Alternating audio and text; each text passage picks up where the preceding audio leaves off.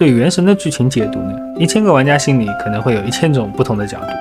这个和玩家的喜好、还有阅读习惯、还有经历有关，所以在细节上能联想到的方向也大不相同。比如说希诺林的这个部族任务是对主线中重构地脉会发生什么情况的具体展现。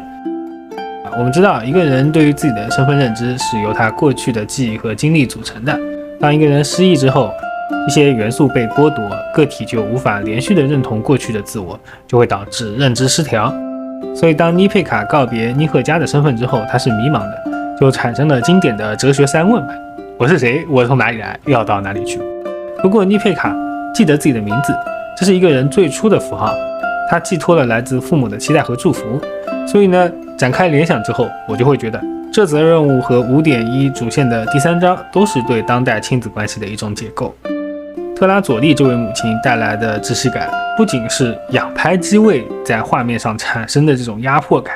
还有她限制妮佩卡的行为，这简直是每一个少年成长过程中一定会经历的父母管教的缩影。那么当我们把妮赫加想象成父母期望中的好孩子，把妮佩卡想象成一个真实的孩子，父母发现孩子不是自己期望中的样子，就会进行干涉，想让他转变，但这往往会给孩子带来心灵上的伤害。你看在剧情中，妮赫加的病是怎么来的？就是因为特拉佐利为了工作把家搬到了郊外，然后在一次工作中深渊来袭，他又没能及时回家，导致妮赫加外出被深渊袭击。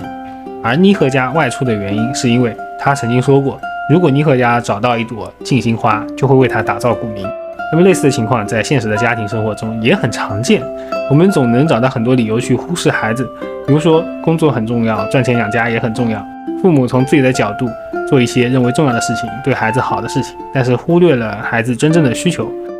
而当孩子提出需求的时候呢，我们又会用一些前置条件去搪塞敷衍他们，所以最终孩子会因为这种冷漠产生心理上的变化，也就是从妮赫加转变成了妮佩卡。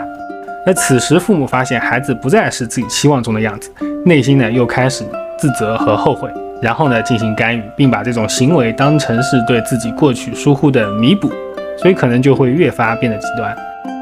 在剧情中，妮佩卡挑选首饰，特拉佐利会抢先说孩子喜欢的是静心花的款式。当阿布帕隆说要送妮佩卡礼物的时候，妮佩卡说不用不用，妈妈说您之前就送给我们家很多东西了。那么当妮佩卡不听话的时候，特拉佐利就会给她喝药。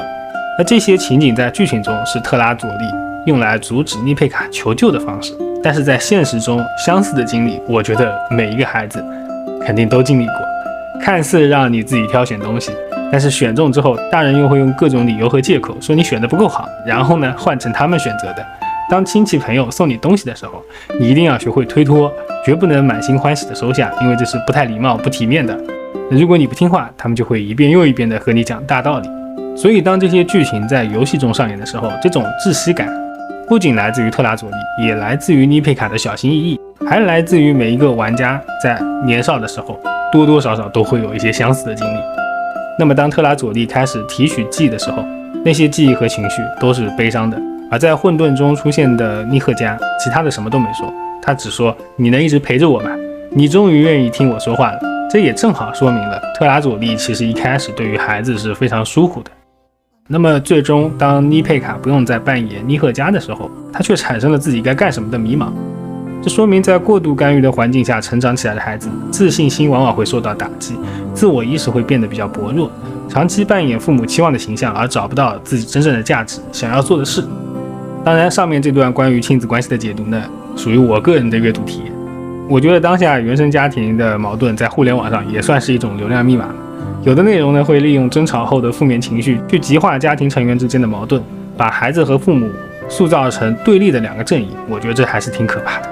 因为没有人能在成长的道路上一帆风顺，和家人的关系呢，就像恰斯卡和奎可、欧洛伦和希特拉利，都为着彼此着想，但有时候又不善于表达，可能会产生很多摩擦。但正如剧情中说的，名字是寄托着祝福的东西，是人在诞生前最初的祝福。所以我觉得家庭关系的底色，绝大多数情况下都是纯粹美好的。多一份谅解和沟通，这或许是当下这个时代最缺乏的东西了。好的，我是提瓦特弟弟，那么我们下期再见。